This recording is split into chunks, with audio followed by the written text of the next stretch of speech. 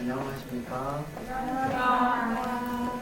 네, 역사상 이런 무반주 특송을 제가 들어본 적이 없는데 오늘 이곳에서 들을 수 있게 된 것이 하나님의 은혜입니다. 왜냐하면 하나님은 항상 새로운 일을 항상 도전하시고 우리에게 역사하시는 것 같아요.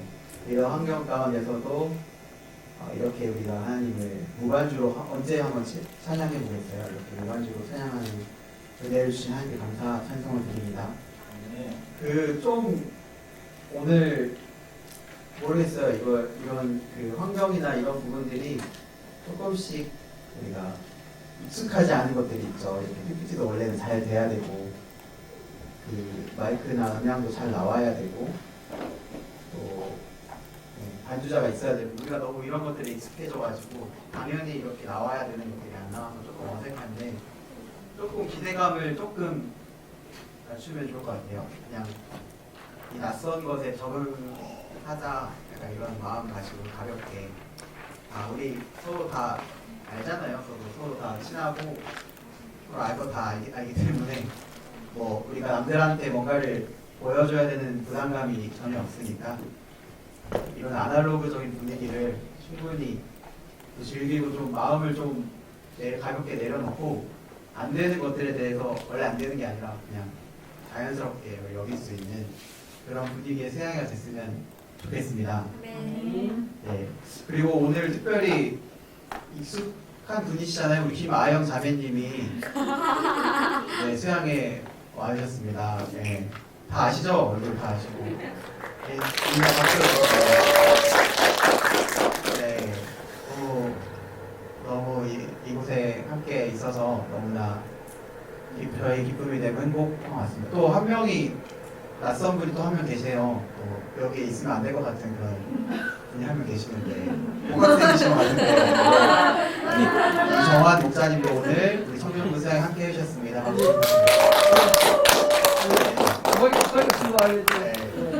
어제 엊그제 저했습니다.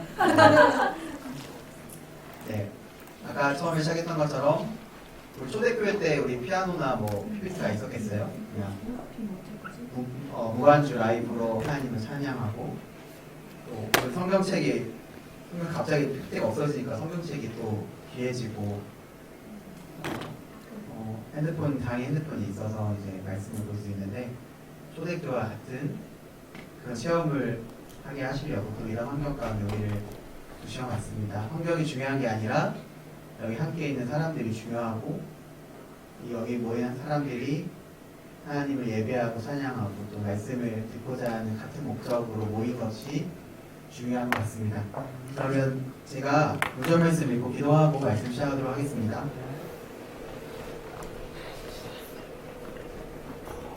구절 말씀 1장 8절입니다. 다 같이 1장 8절 읽고 제가 기도하고 말씀 시작하겠습니다. 시작. 오직 성령이 너희에게 임하시면 너희가 권능을 받고 예루살렘과 온 유대와 사마리아와 땅끝까지 이르러 내 증인이 되리라 하시니라. 하나님 아버지 감사합니다.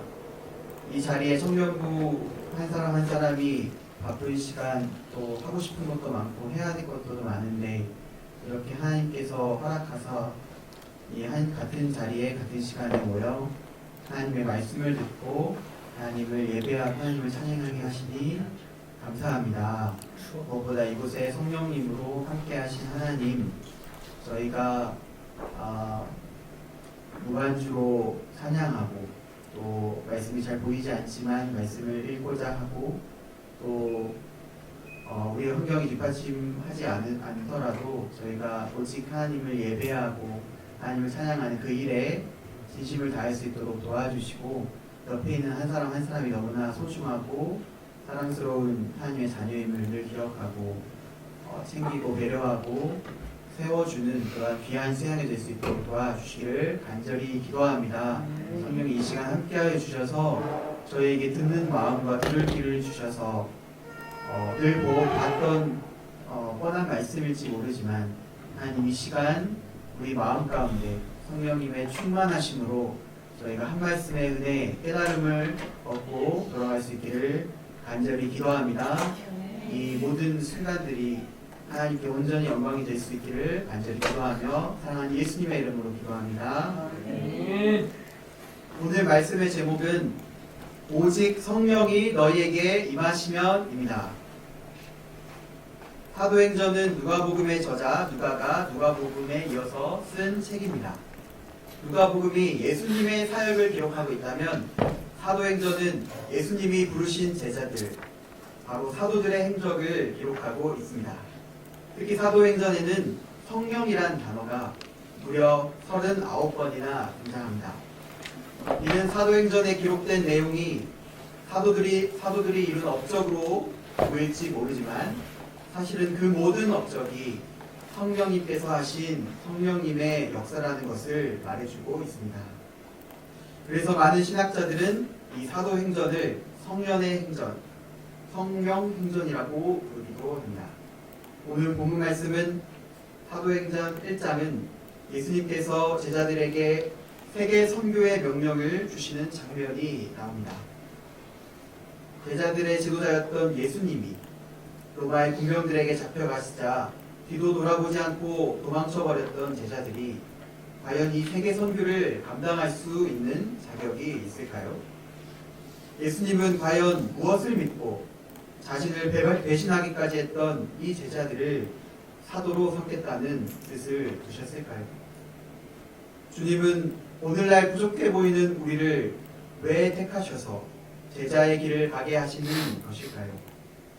오늘 본문 말씀을 통해 때로는 부족하고 무력해 보이는 우리를 제자의 길로 부르신 주님의 뜻과 인도하심이 무엇인지 배울 수 있기를 기도합니다. 아멘. 파트 1 하나님 나라의 일을 말씀하신 예수님 3절을 보십시오. 그가 고난을 받으신 후에 또한 그들에게 확실한 많은 증거로 친히 살아계심을 나타내사 40일 동안 그들에게 보이시며 하나님 나라의 일을 말씀하시니라. 쉬운 성경으로 다시 한번 살펴보겠습니다. 쉬운 성경에 이렇게 나와 있습니다. 예수님께서는 고난을 받으신 후에 사도들에게 자신의 모습을 보여주셨고 여러 가지 방법으로 자기가 살아계시다는 것을 증언하셨습니다. 예수님은 40일 동안이나 이 사람들에게 나타나셨으며 하나님의 나라에 관해 말씀하셨습니다. 여기서 고난받으신 한 예수님께서 십자가에 못 박혀 죽으시고 사흘, 즉 3일 만에 부활하신 사건을 말합니다. 예수님은 저주의 상징이 십자가 위에서 말할 수 없는 고통을 겪으시고 죽임을 당했습니다. 제자들은 이제 모든 것이 끝났다고 생각했습니다. 그러나 예수님은 여기서 끝난 것이 아니었습니다. 예수님의 십자가는 치욕스럽고 미련하고 허무한 죽음이 아니었습니다. 예수님의 십자가는 이 세상의 모든 죄인들을 가장 죄악된 나 자신을 구원하시고 죽음으로부터 건져내어 영원한 생명을 주기 위해 인간의 머리로는 도저히 이해할 수 없는 하나님의 가장 놀랍고 지혜로운 방법이었습니다. 예수님은 부활하시고 제자들 앞에 나타났지만 그들은 예수님의 부활을 믿지 못했습니다. 의심이 많은 제자 도마는 눈앞에 있는 예수님이 과연 진짜인가 하여 예수님의 못자국난 손과 창으로 찔린 옆구리를 만져보았습니다. 예수님은 요한복음 21장에 우리가 잘 아는 모습처럼 제자들과 함께 갈릴리 해변에서 구운 생선을 먹고 마시며 교제하심으로 그들에게 자신의 부활을 두 눈으로 확신시켜 주셨습니다. 예수님은 제자들이 스스로 부활을 확신할 수 있을 때까지 무려 40일 동안이나 그들의 곁에 함께 하시면서 하나님 나라에 대해 말씀해 주셨습니다. 예수님은 어떻게 하면 제자들에게 돈을 많이 벌 수 있을지를 말씀하지 않으셨습니다. 우리가 관심 있는 일은 무엇입니까? 한 번에 토익 900점을 받는 방법, 또는 채용 면접에서 딱 한 번에 붙는 비법, 또는 마음껏 먹으면서도 살을 뺄 수 있는 방법, 한 달 안에 어깨 깡패가 될 수 있는 방법들을 저희들은 궁금해합니다. 그러나 예수님은 이 세상에 있는 마지막 40일 동안 오직 하나님의 나라 일을 말씀하셨습니다. 아멘. 그렇다면 하나님 나라 일은 무엇입니까? 하나님 나라는 제자들이 생각했던 이 세상에 세워질 이스라엘 왕국이 아닙니다. 죄와 죽음의 세력을 통해 나를 절망과 괴로움에 빠뜨리는 사탄의 지배가 물러가고 내 안에 참 자유와 만족을 주시는 하나님의 다스림이 임하는 것을 의미합니다. 아멘. 하나님의 다스림을 받는 제자들은 더 이상 사탄의 노예가 아니라 거룩한 사명을 위해 부름을 받은 하나님 나라의 일꾼이 되는 것입니다. 아멘. 제자들이 기대했던 인간적이고 헛된 꿈이 완전히 깨짐으로 인해서 제자들은 실패의식과 두려움, 절망감에 빠져 있었습니다. 그런 그들에게 예수님은 다시 한번 일어설 용기를 주시고 참된 꿈과 가치 있는 소망을 심어주고 싶으셨습니다. 4절을 봅시다. 다 같이 4절을 함께 읽어보도록 하겠습니다. 4절입니다. 찾으셨죠? 시작. 사도와 함께 모이사 그들에게 분부하여 이르시되 예루살렘을 떠나지 말고 내게서 들은 바 아버지께서 약속하신 것을 기다리라. 네. 아멘. 예수님은 제자들에게 예루살렘을 떠나지 말라고 하십니다. 예루살렘은 예수님의 십자가 죽음과 부활의 현장으로 복음이 완성된 땅입니다. 예수님께서 우리의 죄를 위해서 십자가에 달려 죽으셨다가 부활하셨다는 복음이 전파될, 복음이 시작될 사명의 땅입니다. 하지만 인생의 멘토요 지도자였던 예수님의 죽음으로 자신의 인간적인 꿈을 모두 잃어버린 제자들은 모든 것을 다 포기하고 고향 갈릴리로 떠나가 쉬고 싶었을 것입니다. 예수님은 이런 그들에게 아버지께서 약속하신 것이 올 것이니 예루살렘에서 기다리라고 하십니다. 아버지께서 약속하신 것이 무엇일까요? 아버지께서 약속하신 것이 무엇일까요, 성주장님? 네. 혹시 어제 잠들기 전에 겨우겨우 주문했던 애플 에어팟 프로 3 3세대가 쿠팡 새벽 배송으로 오고 있는 것은 아닐까요? 아닙니다. 네. 도대체 하나님께서 우리에게 주시기로 약속하신 것은 도대체 무엇일까요? 5절을 함께 읽어보도록 하겠습니다. 시작. 요한은 물로 세례를 받았으나 너희는 몇 날이 못되어 성령으로 세례를 받으리라 하셨느니라. 아멘. 성주 선생님, 약속하신 것이 무엇입니까? 네, 아멘. 하나님께서, 아버지께서 우리에게 약속하신 것은 바로 성령입니다. 제자들이 예루살렘을 떠나지 말고 기다릴 때 몇 날이 못되어 성령으로 세례를 받을 것이라고 하십니다. 네. 여기서 성령이란 삼위일체 하나님의 위격 중에 제3위에 해당하는 성령 하나님을 가리킵니다. 너무 어렵죠? 네. 성령은 좀 더 쉽게 말하면 하나님으로 예수님이 하늘로 올라가신 대신에 우리 내면에 거하시게 된 하나님을 가리킵니다. 따라서 성령님은 곧 우리 마음에 거하시는 예수님이라고도 할 수 있습니다. 예수님은 아버지가 주시는 가장 좋은 선물이 바로 이 성령님이라고 말씀하셨습니다. 예수님과의 이별은 너무나도 슬프지만 성령이 오신다는 사실은 우리가 기뻐해야 할 일입니다. 성령은 우리를 근본적으로 변화시키고 능력 있게 만들어주시기 때문입니다. 성령의 역사하심은 내적, 외적인 변화를 동반합니다. 성령이 임한 사람들은 모두 다음과 같은 변화를 경험합니다. 첫째, 자신이 죄인임을 깨닫고 회개하게 됩니다. 뭐라고요? 자신이 죄인임을 깨닫고 회개하게 됩니다. 성령은 죄에 대하여 깨닫게 하시고 회개하는 마음을 우리에게 부어주십니다. 평생을 자신이 죄인이라고 생각조차 해본 적도 없는 사람이 자신의 죄를 자복하고 하나님께 눈물로 애통해하며 죄를 회개하는 일은 성령의 역사하심입니다. 네. 둘째, 성경에 기록된 하나님의 말씀을 믿고 순종하게 됩니다. 아멘. 뭐라고요?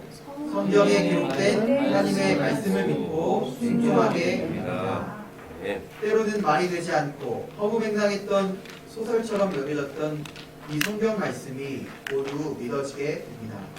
문득 하나님의 말씀이 지나가다 떠오르기도 하고 읽기 싫고 멀리하던 라면 받침으로 쓰던 성경을 갑자기 펴고 읽어야겠다는 마음이 생기기도 합니다. 무엇보다 말씀을 의지할 때에 말씀대로 삶 속에서 이루어지는 능력을 체험하게 됩니다. 아멘. 셋째, 하나님께 기도하게 됩니다. 네. 뭐라고요? 하나님께 기도하게 됩니다. 나는 나 자신만을 믿는다며 교만했던 자도 자신이 어찌할 수 없는 인생의 고난 앞에 하나님을 찾고 무릎을 꿇고 하나님께 기도하게 됩니다. 하나님 앞에 자신의 한계를 인정할 줄 알고 겸손하게 하나님의 전능하심을 의지하는 것이 바로 성령의 역사입니다. 네. 성령은 우리와 동떨어진 신비한 느낌이나 눈에 보이는 드라마틱한 현상은 아닙니다. 우리 중에 누구도 처음부터 스스로 죄인임을 깨닫고 회개하지도 성경에 기록된 말씀을 믿지도 하나님께 도와달라고 스스로 기도했던 사람은 한 사람도 없습니다. 이렇게 지극히 평범한 것처럼 보이는 것이 평범하고 당연한 것이 아니라 바로 성령의 역사인 것입니다. 아멘. 우리의 변화된 모습이 예수님을 구주로 영접하는 자들에게만 임하는 기적과 같은 성령의 역사임을 알고 감사 찬송할 수 있기를 기도합니다. 아멘. 또한 아직 자신에게 변화되지 못한 부분이 있다면 성령을 사모하고 성령의 도우심을 이 시간 간절히 구할 수 있기를 기도합니다. 아멘. 파트 2, 오직 성령이 너희에게 임하시면 6절에서 8절까지 말씀입니다. 6절을 보십시오. 주께서 이스라엘 나라를 회복하심이 이때입니까? 기다리라는 예수님의 말에 제자들은 더이는 참을 수 없다는 듯이 예수님께 따져 물었습니다. 아버지가 약속하신 것이 이스라엘 나라의 회복입니까? 그만큼 제자들에게 이스라엘 나라의 회복은 절실했던 꿈이었습니다. 로마의 식민지로 오랜 압제를 당했던 역사로 인해서 이스라엘 나라의 회복은 그들에게는 어쩌면 당연하고 간절한 꿈이 될 수밖에 없었습니다. 예수님도 인격적으로 제자들이 놓인 시대적인 상황과 환경에서 그들이 간절히 바라는 것과 그들의 인간적인 꿈을 이해하셨을 것입니다. 7절을 봅시다. 때와 시기는 아버지께서 자기의 권한에 주셨으니 너희가 알 바 아니요. 예수님은 이스라엘 나라의 회복은 하나님의 주권에 있으므로 하나님께 맡기라고 하셨습니다. 이제 구원을 받았으니 못다 이룬 꿈을 이루고자 합니다. 그 능력으로 현실 문제, 인생 문제를 해결해 주시기를 바랍니다. 내 대학 진학과 진로의 문제는 언제나 해결해 주시나 내 취업과 결혼의 문제를 해결하심이 이때니까 하고 묻습니다. 그때마다 예수님은 뭐라고 하십니까? 다 함께 7절을 읽어봅시다. 시작. 때와 시기는 아버지께서 자기의 권한에 주셨으니 너희가 알 바 아니요. 제자들의 꿈이었던 이스라엘의 회복을 하나님이 원치 않는다고 말씀하시지 않으셨습니다. 이스라엘은 분명 회복돼야 합니다. 그리고 회복될 것입니다. 우리의 인생 문제, 장래의 문제도 마찬가지로 해결돼야 하고 해결될 것입니다. 그러나 그때와 시기는 하나님 아버지의 주권에 달린 문제입니다. 따라서 그 문제에 얽매이고 아무리 내 힘으로 스스로 해보겠다고 발버둥쳐도 달라지는 것은 없습니다. 내 마음대로 앞당겨지거나 늦춰지지도 않습니다. 그러므로 우리는 문제를 하나님께 맡겨야 합니다. 그것이 내게 닥친 문제를 가장 잘 해결할 수 있는 길입니다. 아멘. 나의 상황과 형편을 가장 잘 아시는 하나님께 맡기고 내가 지금 우선적으로 해야 할 가치 있는 일을 찾고 그것을 힘쓰는 것이 진정한 믿음이고 예수님이 우리에게 바라시는 기뻐하시는 뜻입니다. 아멘. 그렇다면 오늘 말씀에서 예수님께서 제자들인 우리에게 가장 우선적으로 감당하기를 원하시는 일은 무엇입니까? 다 같이 8절 말씀을 큰 목소리로 읽어보겠습니다. 시작. 오직 성령이 너희에게 임하시면 너희가 권능을 받고 예루살렘과 온 유대와 사마리아와 땅 끝까지 이르러 내 증인이 되리라 하시니라. 아멘. 오직 성령이 너희에게 임하시면 아멘. 너희가 권능을 받고 땅 끝까지 이르러 내 증인이 되리라. 아멘. 첫째, 예수님의 증인이 되어야 합니다. 내 증인이 되리라 이 말씀에는 너희가 반드시 내 증인이 되어야 한다는 의미와 함께 또 증인이 되고 말리라 하는 주님의 의지가 담겨져 있습니다. 신앙인의 삶은 바로 증인의 삶입니다. 증인은 법정에서 목격한 것만을 증언하는 사람입니다.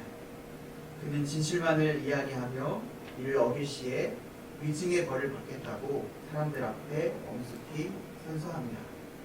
사실과 다르게 보태거나 빼거나 자기의 생각을 얘기할 수 없고 추측성 발언을 할 수도 없습니다. 그는 감정과 느낌을 모두 배제한 채 있는 사실만을 말해야 합니다. 그렇다면 우리는 무엇을 증언해야 하는 것입니까? 내 증인이 되리라. 내 증인, 곧 예수님의 증인입니다. 예수님에 대해서 예수님은 하나님이 아니다. 동정녀 마리아의 몸에서 탄생하지 않았다. 혹은 죽었다가 살아났다는 것은 모두 뻥이다. 이런 불신의 말과 거짓 비방에 맞서 진실을 말해야 합니다.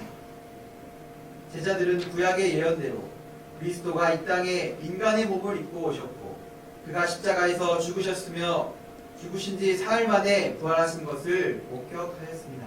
아멘. 그들은 이 사건에 한치의 흔들림도 없는 증인들이 되어야 합니다. 아멘. 여기 있는 우리 모두는 증인으로 부르심을 받았습니다. 증인이 되기 위해서는 내가 옳은 일을 위해 증언해야 한다는 확신과 신념이 뒷받침되어야 합니다. 또는 때로 그로 인해 처할 수 있는 위험과 불이익을 감수할 수도 있는 용기도 있어야 합니다. 우리 자신에게는 우리가 가고 있는 제자의 길을 옳은 길이라고 생각하는 확신과 신념이 있습니까? 이 일로 인해 만약 내 인생에 고난과 불이익이 다가온다면 이를 감수할 수 있는 용기가 있습니까? 이 모든 것을 감수하는 증인의 삶이야말로 가장 고귀하고 가치 있는 삶입니다. 왜냐하면 인생의 근본 문제를 해결하지 못하고 한계적인 세상 나라 속에서 죽어가는 불쌍한 인생들을 하나님 나라로 인도하는 삶이기 때문입니다. 예수님의 증인이 된다는 것은 구원의 복된 소식을 전하는 것을 말합니다. 이 일은 사람의 생명을 구원하는 일이기 때문에 세상에서 가장 위대하고 가치 있는 일인 것입니다. 예수님의 증인이 된다는 것은 예수님의 구원 역사를 계승하고 구원 역사에 쓰임받는 주역이 되는 것입니다. 우리는 예수님을 믿고도 교수도 될 수 있고 유능한 사업가도 될 수 있고 간호사나 선생님도 될 수 있습니다. 여기 계신 우리 사랑 목사님도 우리 평화 자매님도 우리 수망 자매님도 멋진 간호사가 될 것이고 우리 예원 목동님도 아이들을 가르치는 멋진 선생님이 될 것입니다. 또 네. 우리는 소방관도 될 수 있고 공무원도 되었습니다. 네. 우리 마태 목동님은 소방관이 될 수 있고 우리 소희 목사님은 이미 공무원이 되셨습니다. 그러나 이 모든 것이 되기에 앞서서 우리는 무엇이 되어야 할까요? 이 모든 것이 되기에 앞서 우리는 예수님의 증인이 되어야 합니다. 아멘. 이것이 바로 우리 제자들의 정체성입니다. 아멘. 둘째, 오직 성령께서 증인이 될 수 있는 힘을 주십니다. 아멘. 제자들이 이제 사도로서 감당해야 할 증인의 사명은 매우 크고 엄청난 것 같습니다. 크고 엄청난 사명에 비해서 제자들의 현재 모습은 매우 작고 초라하고 연약하기만 합니다. 갈릴리 촌뜨기로서 제대로 된 교육을 받지 못하고 무식하고 선교하는 데 필요한 외국어도 할 줄 몰랐습니다. 선교 사명을 감당하는 데 있어 합당하지 않는 사람들처럼 보였습니다. 그러나 증인의 삶은 선교는 자신의 힘으로 하는 것이 아닙니다. 오직 성령께서 주도적으로 친히 이루어 가시는 것입니다. 예수님께서는 오직 성령이 너희에게 임하시면 이라고 말씀하셨습니다. 부족하고 능력이 없어 보이는 자들이지만 오직 성령이 임하기만 하면 그들은 놀라운 권능을 받고 땅끝까지 이르러 예수 그리스도를 전파하는 위대한 증인이 될 수 있다는 뜻입니다. 여기서 권능이라는 뜻은 헬라어로 디나미스로 영어의 다이너마이트의 어원이 되는 말입니다. 권능은 다이너마이트와 같은 폭발적인 위력을 나타냅니다. 다이너마이트는 고속도로를 건설할 때나 터널을 뚫을 때 사용되는 것으로서 바위산을 한 번에 날려버리고 무너뜨리는 어마어마한 위력을 가지고 있습니다. 제자들에게 이러한 다이너마이트와 같은 성령이 임할 때 우리가 받는 권능의 위력도 이와 같습니다.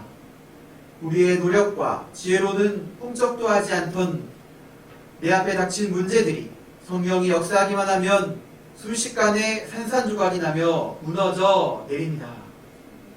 오직 성령이 우리에게 임할 때 성령의 능력을 충만히 덧입게 됩니다.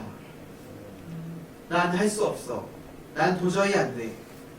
이런 말을 하지 말고 오직 성령이 우리에게 충만히 임하기를 구해야 합니다. 아멘. 하나님의 역사는 내가 하는 것이 아니라 성령께서 하시기 때문입니다.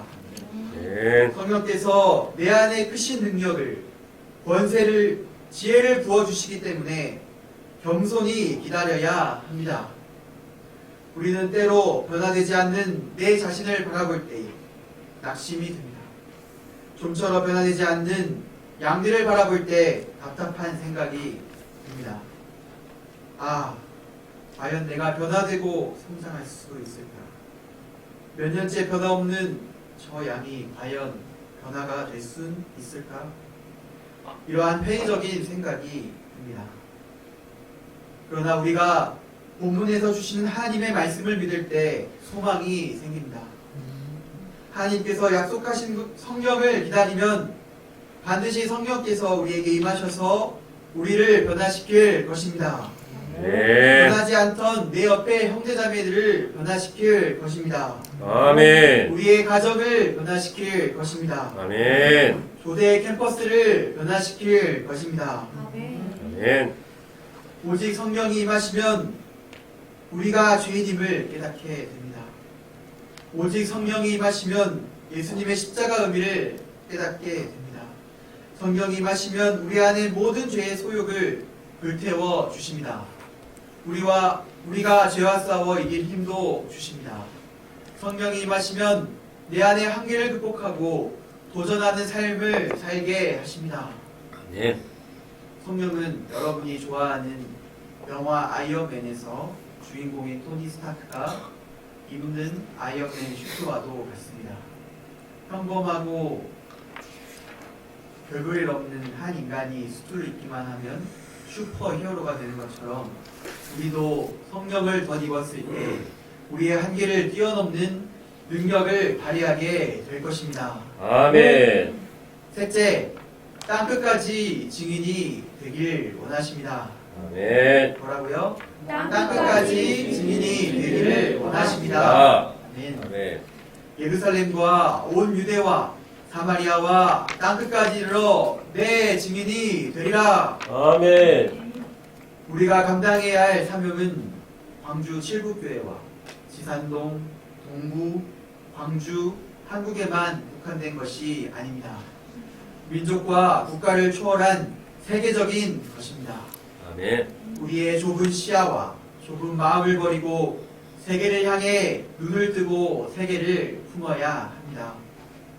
예수님의 뜻은 동구 주민만이 구원을 받는 것이 아니라 세상 만민이 구원을 받는 것입니다. 아멘. 어느 한 민족과 한 국가만 구원받기를 원하시지 않습니다. 우리도 과거 미국의 선교사들이 땅끝까지 이르러 복음을 전하는 증인의 삶을 살지 않고 포기했다면 평생 하나님의 존재를 모른 채 죄와 죽음 앞에 괴로워하며 살아갔을지도 모릅니다. 이곳 한국에서 칠북교회를 이루고 세우는 것도 힘든데, 칠부에서 청년부 모임을 이루는 것도 힘든데, 어떻게 세계에 복음을 전파하는 선교 사명도 신경 쓰고 이를 감당할 여력이 있냐고 물을 수도 있습니다. 그러나 선교사님들의 증인된 삶이 우리를 있게 한 것처럼 우리가 땅끝까지 증인된 삶을 감당할 수 있다면 우리를 통해 더 많은 백성들과 이 땅의 젊은이들이 하나님을 믿고 예수 그리스도를 영접하여 구원을 받게 될 것입니다. 아멘. 오늘 말씀의 요절인 사도행전 1장 8절 말씀은 우리 모임인 UBF의 요절이기도 합니다. 지난 40년 동안 이 말씀에 순종해서 수많은 선교사님들이 세계 각곳에 선교사로 파송되었습니다. 현재 5대양 6대주 약 100여 개국에 1,500여 명의 선교사님들이 파송되었습니다. 그러나 아직도 개척되지 않는 나라가 무려 140개국이나 됩니다. 독일 쾰른에 이 아브라함 선교사님이 계십니다. 이 아브라함 선교사님은 6.25 전쟁 때 아버지가 사상운동에 휘말려서 20년형을 선고받고 감옥 생활을 했습니다. 초등학교 3학년 때까지 어머니를 따라서 교도소에 가서 아버지를 면회하고 철창 너머로 아버지를 바라보아야만 했습니다. 초등학교를 졸업하고는 돈이 없어서 중학교도 진학하지 못했습니다. 그는 성격이 소심하고 어둡고 운명적인 사람이었습니다. 이런 답답함을 떨쳐버리고자 비행기 조종사죠. 파일럿이 되기 위해서 공군 사관학교에 도전하여 합격했지만 아버지의 일로 신원조회에서 걸려 결국 떨어졌습니다. 결국 재수하여 들어간 대학에서 UBF 모임에 나오게 되었고 1대1 성경 공부를 시작하게 되었습니다. 하나님의 말씀을 듣고 나면 더 듣고 싶은 소원이 생겼고 소심했던 성격도 점차 담대해졌습니다. 하루는 대학교 후배에게 창세기 1장 말씀을 가르치는데 창세기 1장 2절 하나님의 신이 수면에 운행하시니라 라는 말씀에 하나님의 신발로 잘못 이해하고 하나님의 크신 신발이 태평양 수면 바다를 둥둥 떠다녔다고 엉뚱하게 가르치곤 했는데 그 양이 은혜를 받고 나중에 스템 목자님이 되었다고 했습니다. 순수한 믿음을 가진 그는 대학교 2학년 때는 한 교회를 책임지는 교회 목자가 되었고 1978년 독일어를 한마디도 못했지만 독일 선교사로 파송되었습니다. 그는 오직 성령을 의지하여 지난 30년 동안 독일과 유럽 개척의 기초를 견고히 놓을 수 있었습니다. 오직 그에게 성령이 임하시니 어둡고 운면적인 인생을 살던 한 한국의 청년이 권능을 받고 잘나고 똑똑한 독일과 유럽의 선진국 대학생들을 믿음의 길로 인도하는 예수님의 증인된 삶을 살 수 있었습니다. 오늘날에도 마찬가지입니다. 우리가 양들에게 복음을 증거하고 세계 선교의 역사를 이루고자 할 때 내 힘과 능력으로는 도무지 할 수 없습니다. 그러나 오직 성령이 우리에게 임하시면 우리가 권능을 받고 땅끝까지 이르러 예수님의 증인으로 살아갈 수 있습니다. 아멘. 그때는 어떤 인간 조건도 문제가 되지 않습니다. 성령께서는 나의 모든 인간적인 한계를 극복하고 담대하게 하십니다. 아멘. 우리를 지혜롭게 하십니다. 아멘. 나의 소심했던 꿈이 커져 좁은 광주와 한반도 땅을 넘어서서 땅끝까지 이르는 비전이 되게 하십니다. 아멘. 파트 3는 나중에 읽어보시면 됐습니다. 저는 오늘 말씀을 준비하면서 우리 7부 청년부와 제 자신에게 왜 사도행전 1장 말씀이 필요할까 질문하게 되었습니다. 성령이라는 어렵게 느껴지는 이 추상적인 것처럼 느껴지는 개념을 잘 이해할 수는 있을까? 직인의 삶을 살라는 이 예수님의 말씀에 청년부 형제자매들이 과연 직인의 삶을 살고 싶은 소원이 생길까 하는 의구심도 생겼습니다. 그러나 이러한 고민과 걱정은 다 제가 성령에 충만하지 못하다는 증거였습니다. 말씀을 통해 성령의 귀를 기울이고 믿음의 눈으로 우리를 바라볼 때에 청년부 안에는 이미 온통 성령의 역사하심과 은혜로 가득 차 있음을 발견할 수 있었습니다. 아멘. 매일 새벽 기도를 충성스럽게 섬기고 매주 토요일마다 전도지를 들고 거리로 나가는 이소희 목사님을 모두 아실 것입니다. 이소희 목사님은 기도하는 삶, 매주 전도하는 삶이 너무나도 행복하다고 고백합니다. 아멘. 그녀는 외로운 수험생활 동안 함께 하시고 합격할 수 있도록 도와주신 하나님을 인격적으로 체험했습니다. 아멘. 그녀는 현재 고용노동부 공무원으로서 취업한 것도 행복하지만 예수님의 증인으로서 살아갈 수 있음으로 인해 누구보다 기뻐하고 누가 시켜서 하는 것이 아니라 오직 성령이 그 마음을 주장하사 자원함으로 이를 충성스럽게 감당하고 있습니다. 아멘. 맞죠, 소희 목사님? 네, 맞아요. 예수님의 증인으로 사는 삶이 행복하십니까? 네, 무척 행복합니다. 아멘. 또 여기 한 분 더 계시는데요. 우리 강바울 목사님은 이름이 안세호였습니다. 네, 성령을 받기 전까지 안세호였는데 성령 임하시고 나서 강바울로 변화가 되었습니다. 우리 강바울 목사님은 양떼였는데요. 양이었지만 소원이 충만하여 우리 강바울 목사님은 양이었을 때 2016년이었습니다. 제주도에서 열린 UBF 전공 학생 수양회에 참석하게 되었습니다. 그는 당시 UBF에 충성된 선교사님으로 매우 유명하신 안요셉 목사님의 파워풀한 말씀을 접하게 되었습니다. 안요셉 선교사님은 UBF 청년 리더들에게 이렇게 말씀하셨습니다. 아직도 지구상에 UBF 선교사들이 가지 않는 선교사 위파송 국가들이 있습니다. 다같이 시도를 펼쳐서 하나씩 자기가 원하는 나라를 찍어보세요. 그리고 바로 당신이 그 나라의 선교사로 갈 수 있도록 기도해 보십시오. 당시 강바울 목사님은 아직 예수님을 깊이 잘 모르는 양이었지만 소원이 충만하여 아프리카에 있는, 하필이면 아프리카에 있는, 좋은 나라도 많은데 하필이면 아프리카에 있는 우리가 잘 모르는 이집트도 있는데 콩고 민주공화국을 찍으셨습니다. 콩고 민주공화국에 선교사로 가기로 믿음으로 결단했습니다. 누가 가라고 시킨 것도 아닌데 선진국도 아니고 가장 힘들 것 같은 제3세계 아프리카로 가겠다고 자원했습니다. 그는 지금까지도 그 비전을 잃지 않고 간직하며 열심히 군복무를 하고 있고 믿음의 여인 황여은 목사님과 사명을 함께 감당하는 목자의 가정을 이루기로 약속했습니다. 성령께서 주신 비전대로 반드시 우리 강바울 목사님을 땅끝까지 이르는 선교사요 예수님의 증인으로 사용하시고 인도하실 것을 믿습니다. 네.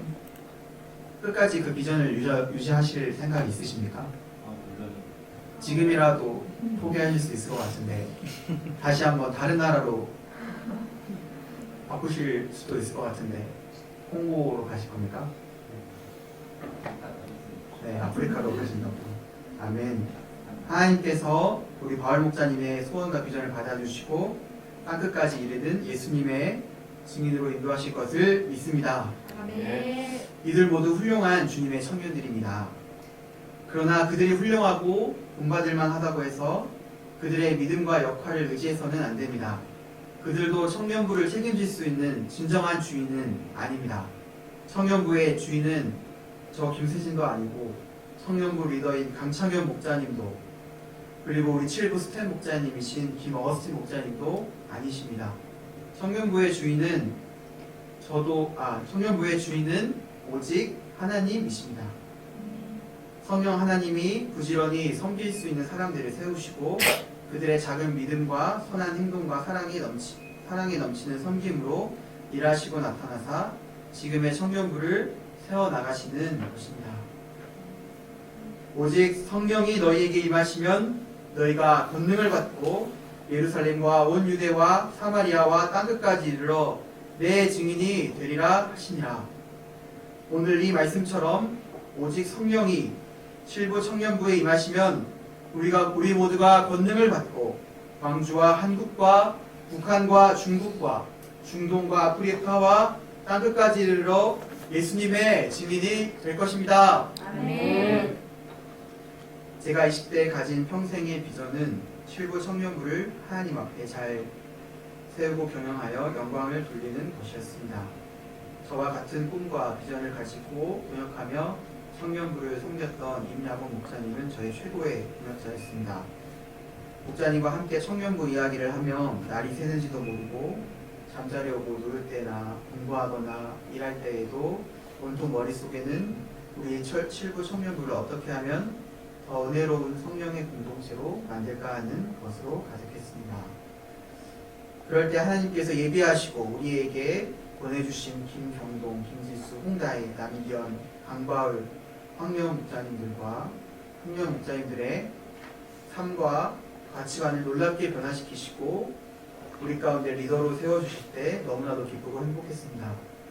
그들은 이제는 모두 독립적인 신앙인들이 되어서 누군가에게 예수님을 증거할 수 있는 증인으로 살아가고 있습니다. 그러나 임야곤 목사님이 갑작스럽게 먼저 하나님의 품으로 가게 되면서 함께 그려왔던 청년부의 비전도 점점 희미하게 사라지는 것 같았습니다. 야곤 목사님과 함께 했을 때는 무엇이든지 가능할 것 같았는데 목사님이 없으니 잘 모르겠다는 의구심이 생기고 점차 자신감이 없어지고 소극적으로 변해갔습니다. 이런 모습은 오늘 말씀에서 예수님을 잃고 무기력해져 있는 제자들의 모습과 같았습니다. 그러나 오늘 말씀에서 결국 말하는 것처럼 하나님의 역사는 어느 한 사람의 유무에 있지 않고 역사의 주인이 하나님이심을 보여주십니다. 가을수양회를 위한 지난 기도 모임을 이루기 위해서 7명의 청년들이 스스로 나와 함께 찬양을 부르고 말씀을 전하고 합심 기도를 했었습니다. 저는 이때 순간 가슴이 뭉클했습니다. 야군 목사님, 이게 우리가 그때 밤새워 이야기했던 청년부의 모습인데 오늘 이렇게 보게 됩니다. 저는 잠시 비전을 접고 노력을 멈추었을지 몰라도 주님께서는 신실하게 저와 야군 목사님의 비전을 이루고 계셨습니다. 하나님께서 오늘 말씀을 통해 우리에게 말씀하고 싶은 것은 앞으로도 7부 청년부는 성령의 인도하심을 의지하며 나아가야 한다는 것입니다. 요즘 청년부들이 모이지도 않고 영적인 소원이 없는 것 같다고 생각하는 불신은 맞서 싸우고 잠재워야 합니다. 믿음의 눈을 뜨고 우리 안에 일어나는 성령의 역사를 바라보고 감사하고 찬양해야 합니다. 증인의 삶을 살기 위해서 오늘도 조금씩 노력하는 그들을 격려하고 사랑으로 세워나가야 합니다. 하나님을 찬양하고 영광 돌리는 것을 기뻐하는 우리 디목대 목사님과 상현 목사님, 순수하고 묵묵히 잘 도와주는 우리 마태 목사님, 보이지 않게 반주를 충성스럽게 섬기는 다혜 목사님과 예원 목사님, 해야 할 것도 많고 하고 싶은 것도 너무나도 많은 바쁜 대학생활이지만 청년부 모임에 참석하기 위해서 노력하는 송조 형제님과 사랑평화 소망자매님, 그리고 우리 아영 자매님, 그리고 요즘 가장 핫하게 성령의 역사의 한복판에 서 있다고 감히 자부할 수 있는 우리 미리 목사님까지 이 사람들이야말로 성령님이 계시며 우리 안에 뜨겁게 역사하고 있다는 증거입니다.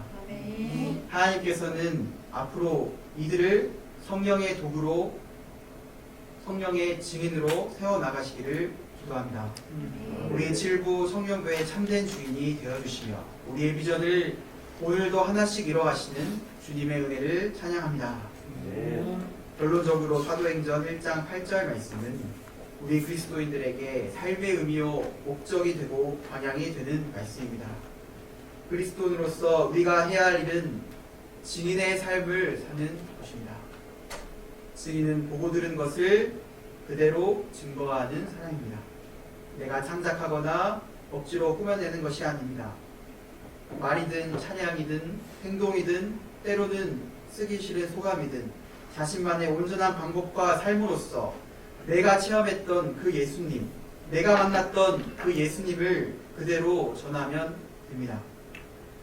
우리가 자주 애용하는 사랑방에 들어가면 한쪽 벽면에 이런 말씀이 있습니다. 뭐라고 되어 있죠, 성준 동님? 아까 말씀하셨어가지고.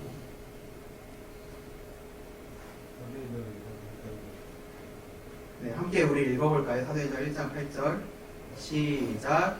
오직 성령이 너희에게 임하시면 너희가 권능을 받고 예루살렘과 온 유대와 사마리아와 땅끝까지 이르러 내 증인이 되리라 하시니라. 우리 다 같이 선포해 볼까요? 큰 소리로 다시 한번 시작. 오직 성령이 너희에게 임하시면 너희가 권능을 받고 예루살렘과 온 유대와 사마리아와 땅끝까지 이르러 내 증인이 되리라 하시니라. 아멘. 우리가 이 사명의 말씀을 영접하고 증인된 삶을 살고자 할 때 무엇보다 가치 있고 위대한 삶을 살 수 있습니다. 모두가 해외로 나가는 선교사가 되자는 것은 아닙니다. 자신이 속해 있는 곳에서 조금만 더 눈을 들어 주위를 살펴보고 좀 더 넓은 시야를 가지고 하나님과 같은 곳을 바라보자는 것입니다. 그곳에는 우리의 증언이 필요한 사람들이 많이 있습니다. 우리가 칠부 청년부 한 사람 한 사람이 각자 어떤 환경에 놓여있든 늘 이 사도행전 1장 8절 말씀을 마음으로 영접하고 순종할 수 있기를 기도합니다. 우리가 이 말씀을 순종할 때 하나님 아버지께서 우리에게 약속하신 성령의 권능을 덧입혀 주셔서 우리가 넉넉히 예수님의 증인의 삶을 살 수 있도록 인도하실 것을 믿습니다. 요절 말씀 1장 8절 마지막으로 한 번만 더 읽고 제가 기도하고 마치겠습니다. 시작. 오직 성령이 너희에게 임하면 너희가 권능을 받고 예루살렘과 온 유대와 사마리아와 땅끝까지 이르러 내 증인이 되리라 하시니라. 아멘. 하나님 아버지 감사합니다. 지금 이 시간에 내 안에 오직 성령 하나님께서 충만해지시기를 간절히 기도합니다. 내 마음의 주인이 오직 성령 하나님이심을 고백하고 내 안에 이 성령님 소로 가득 차기를 간절히 기도합니다. 오직 우리에게 성령이 임하시면 우리가 성령의 권능을 받고 우리 앞에 있는 문제들을 극복하고 예수님의 증인으로 살아갈 수 있음을 오늘 배웠습니다. 하나님 아버지, 저희 각자가 믿음의 분량은 다르지만 각자가 처해져 있는 상황과 환경 가운데 오늘 배운 이 사도행전 1장 8절 말씀을 마음에 새기고 나의 힘이 아니고 오직 성령의 힘으로 내 앞에 주어진 예수님의 증인으로서 살아갈 수 있기를 간절히 기도합니다. 내가 체험했던 그 예수님, 내가 경험한 예수님의 은혜를 진실되게 전하는 예수님의 증인으로 살아가게 하옵소서. 감사하며 사랑하는 예수님의 이름으로 기도합니다. 아멘.